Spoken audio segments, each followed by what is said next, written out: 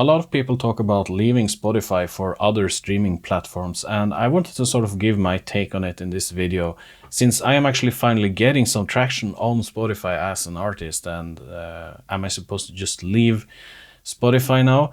I know that Spotify is accused of a lot of things. The biggest one is probably the low streaming payouts, but it's not like an artist doesn't know that when they're signing up for Spotify.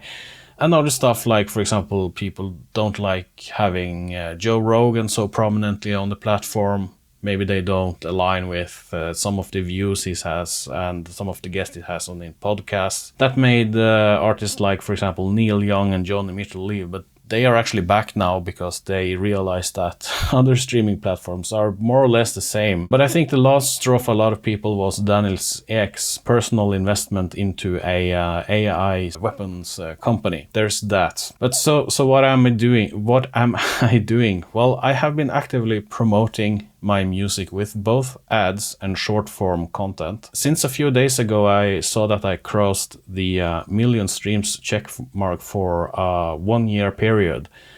And 4 or 5 years ago my Spotify profile was essentially dead. But now I am apparently doing something that makes me grow, and I have amassed 1 million streams in a year. An update video about that will be right around the corner, so stay subscribed if you want to see that.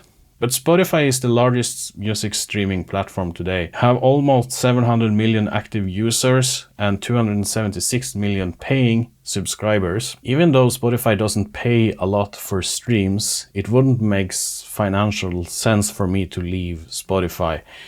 Guilt-tripping people into doing that doesn't really get any respect from me anyway as well. So I mean that you can do what you want, but don't necessarily expect other people to follow your lead. There's a lot of shady stuff going on around the world, and I certainly get the reasoning behind boycotting Spotify. I could focus on Tidal, Apple Music and other streaming places that pay better, but the truth is that I actually already do, and they do pay better per stream, but they have by far much less users using the platform.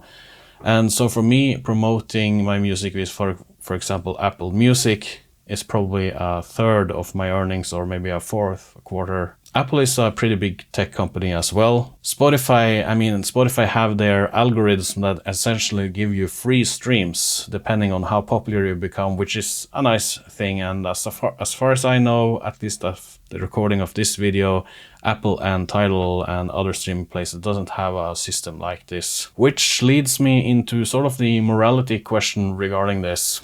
And I don't think this is really about Spotify, but it's about how you as an individual decide what you want to support or not. A boycott is nice, but it only works if a unified front of people actually stop using their services. And explain to me how you're going to get 700 million people to stop using Spotify.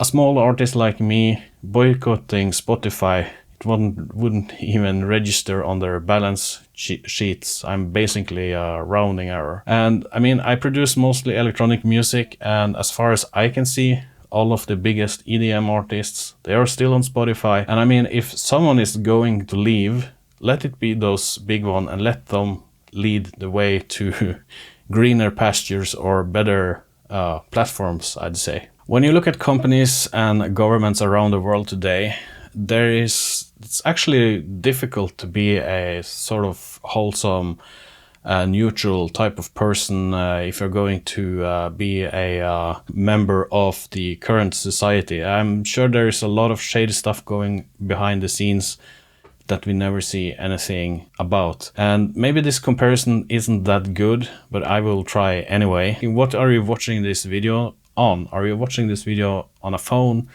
or some computer made in China from a factory in Shenzhen, where unhappy workers started ending their life? Shouldn't you stop using that device as well? Or can you sort of boycott one thing but just ignore the other one? For example, if you're writing a comment now on YouTube, you are supporting Google and Alphabet, which removed the don't be evil sort of slogan. I mean, I'm generally curious, and I would like to know your stance on this, because for me, if you're sort of boycotting something, then just boycott everything. It's sort of a double standard, but maybe I'm wrong, and I'm one of those that can actually be corrected. So, but I don't know. Andrew Southworth talked about this also in another video, and I saw a pretty good comment on this subject there, and I just wanted to read that because, and I will maybe put it on the screen here. Are the alternatives any better? A quick search, for example, shows you that Apple Music top shareholders are the Vanguard Group and BlackRock, who are both massive companies that also own defense industry companies. After Jeff Bezos, the top 2 shareholders of Amazon Music are the Vanguard Group and BlackRock. So if you're going to make an ethical, moral choice, make sure you do some research into what you are supporting. I mean, the pressure needs to come from consumers, not really artists. So, but if an entire label catalog was pulled, that might have an effect.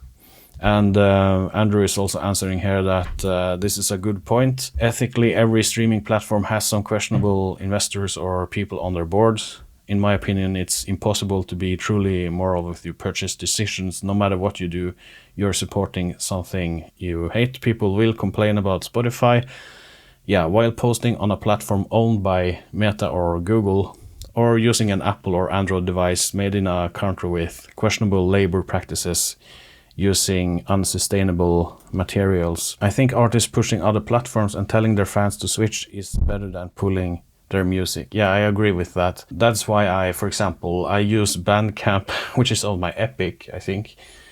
Is Epic a questionable company? I release my music on Bandcamp before it's going up on Spotify, and that way people can support on that platform if they want the music before everyone else hear it. Now, do I think that investing $700 million in a company that is going to create AI drones meant for war is good? Well, I don't think wars are good, and I will leave it at that. But you can question perhaps the payouts to artists when you see him using 700 million of his own money to do this.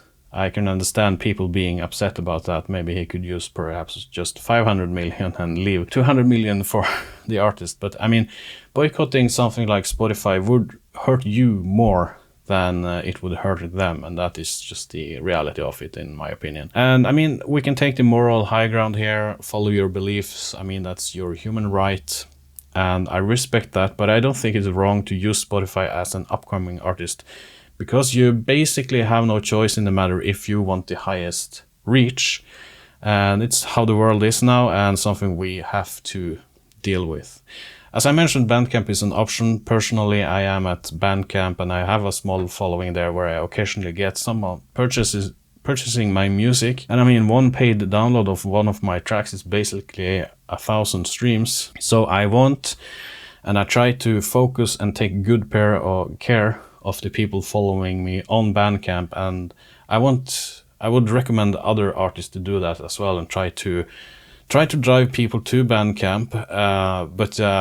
I'm making sure to upload my music there before it goes to any mainstream streaming place. But in the end, I have to run meta ads, and I have to run to Spotify to sort of build my profile. But in addition, in the background, I'm also slowly building my profile on other places. And if it gets big enough, if you get 1,000 paying supporters or whatever, you could perhaps basically pull your music from Spotify. It could be an option, but it can take a lot of time to sort of go that way. And that's why I think that maybe bigger artists should promote those places more. So that's that. And as a listener, I think the choice is a little bit easier. As a listener, you can support artists on other platforms, like for example Bandcamp. And as I say, I mean, if you buy one track, it's basically 1,000 streams. Or see if the artists have a website or a mailing list or something like a Patreon. You can sign up to that to support directly. And personally, I have one. In fact, started my own newsletter and Patreon, so you will find links to that below if you want to support videos like this and other videos. But it's just to diversify and try to keep some of the people I bring in with my promotion, and I think that is getting more and more important to do that and not to sort of rely on the big platforms like Meta and Spotify and all of that places. So I'm going to continue with Spotify, but I'm also going to make sure that I am covered on other places and on my own platforms. And yeah, take care, and I will see you in the next one. Goodbye.